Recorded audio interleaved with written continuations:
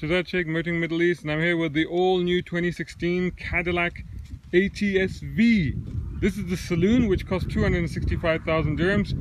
There's also a coupe version, which is 275,000 dirhams. Now, being a V for the ATS, this is the first of its kind, and this four-door is essentially an M3 rival.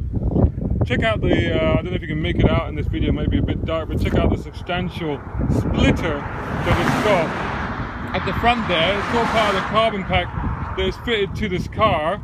They've redone the front though on this car with that mesh grille that allows 50% more air to get in, plus that massive vent on the carbon fiber bonnet. Now underneath that is a 3.6 V6 twin turbo, 464 horsepower, 0 to 103.9 and 303 kilometers per hour, 445 pounds for the torque. That check out those wheels. Brembo brakes in the front and the back now, upgraded of course, and those are 3 compound Michelin Pilot Super Sport tires, which they say will last twice as long as the regular tires for these things. It's got, of course, the Magna Ride suspension is the latest generation of that, and they say that it now reacts 40% faster, and at the back there's an E-diff.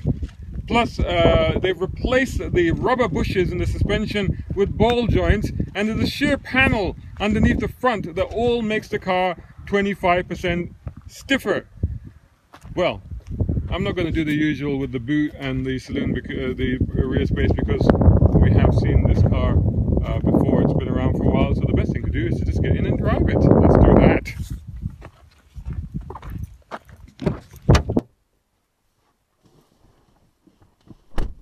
Okay, so here we are. Oh, look at all that! Look at that! Look at all that's going on in both of the screens. Q system, and starter button is down here, and then that suddenly comes to life. Look at it. Now, I'm not going to talk you through that system because we've seen that on the ATS before. As usual, you can configure the front, the 2 spaces on the instrument panel by these buttons down here. That's the cruise control, stereo controls as well, plus of course the controls for that. And there's a thing here. What I will show you in here, and whilst I'm trying to figure that out, I will also mention that we have 16-way adjustable Recaros in here, and in this screen here, which I won't show you right now, but I will show you something else, is we have Apple Carplay. Now all 2016 Cadillacs have that. This has got something called PDR, which is a performance data recorder. Right, which basically records video of the track that you're driving on and the speed and braking and all that sort of stuff, and you can compare it later to see how well you did. So for people that do track days, that's perfect. The way you record it is in here, there's an SD card slot in there, and you just put it, you can see that, you can just put it in there and you record it on there. And there are USBs and things down there, in here in the cubby box. And of course, as usual with these Cadillacs, you get the secret hidden panel. Secret, yeah, not so secret now because I've told everybody. So I never get this to close properly. Okay, come on. There we go, it's closing. There we go. So just quickly before we set off, traction control button. What I love about V's is they put the traction control button right here. Check it out, right here on the steering wheel, so that you know you can turn it off. And apparently, according to the Cadillac engineers, off means off, so it actually does turn off. This car has ZF electric power steering. I'm going to turn this off now, I don't need that. This car has ZF electric power steering, and it also gets GM's own 8-speed automatic torque converter automatic. That's the same one that you get in the Corvette Z06. So the other thing that I find really cool about this car is that they call it the Scalpel. I've got several modes down here, and I'm just going to go straight into sport mode. In sport mode, the exhaust is significantly louder, you can tell. It stiffens up the suspension. Funny thing I noticed in sports mode, because normally I don't use sports mode in cars when I'm on the motorway or when I'm driving or regularly, but I found on the motorway at higher speeds, the ride in sports mode was actually a little bit more settled. which is a little bit different from regular, but yeah, it was a bit more comfortable because it wasn't bouncing around so much. So sports mode is quite good on this. You can move the transmission across to the left to get the manual paddle shifts, and the traction I'm leaving alone, of course. There is a track mode as well, but we're not going into that because we're not on a track. So, the Scalpel, how does it do on my favorite little windy road? Well, let's find out. Performance is excellent, great torque. Brakes I could do with a bit more feel and a bit more initial bite, really. So that's one of the only things that I've found so far with this car. But good response from the paddles and the steering. Actually, electric power steering. Okay, not the most feelsome of things, but very responsive, good weighting, and fairly accurate. Well, very accurate actually, I should say. Quite fairly. Yeah, you're approaching a corner like here, so let's flip it down. Sometimes it does shift tonight, but not in that case. And yeah, and you can get on the power earlier. You point it in, let it settle into place, and get onto the power pretty quickly. So the handling is pretty good actually, and gives you a lot of confidence. There you go. Get on the power a little bit earlier than I thought. And yeah, going a bit harder into there. Grips. Now there is a little bit of understeer, and the understeer is set up in the fashion of these things where, you know, it's designed to just give you a little bit of a safety margin to make sure that you know what you're doing.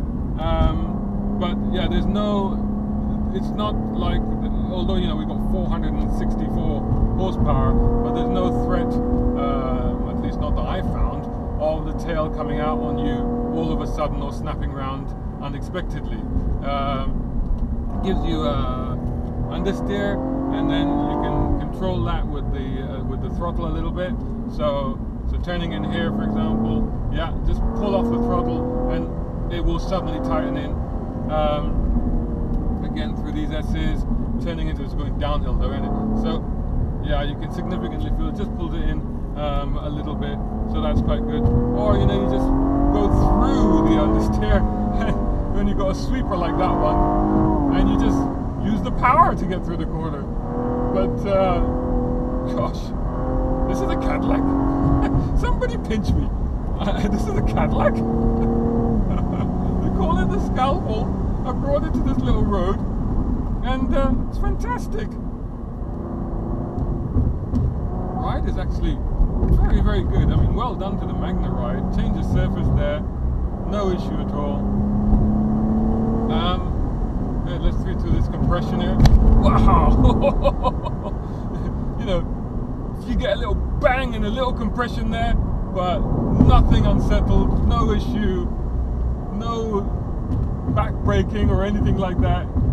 These Recaros seats really do hold you in place. They're very tight, and you can adjust actually the bolsters, the lower bolsters, these ones here, and the side bolsters here, by a little knob on here that actually displays it on the screen, and then you can choose what you're adjusting, including the lumbar support in the back, and you know, and it allows you to make them even tighter. In fact, when I got in, they were a bit too tight, and I had to release them a little bit.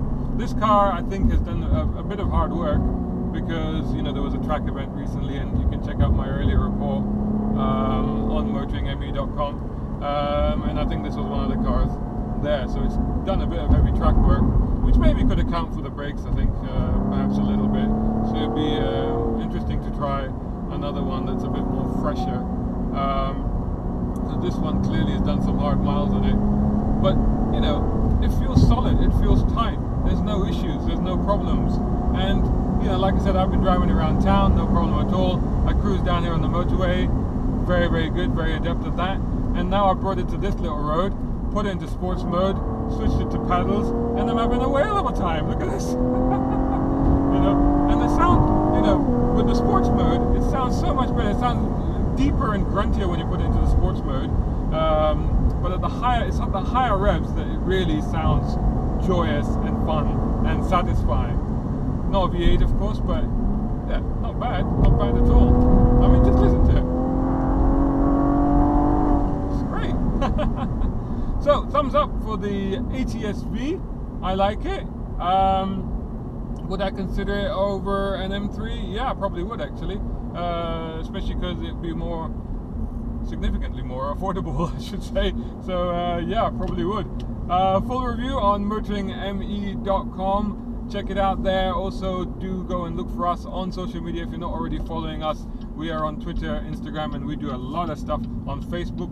Just search for Motoring Middle East on all of these channels, and also on YouTube, where you will also find this video. And if you're watching this on YouTube, then do please subscribe and share. Thanks so much for watching. Till next one.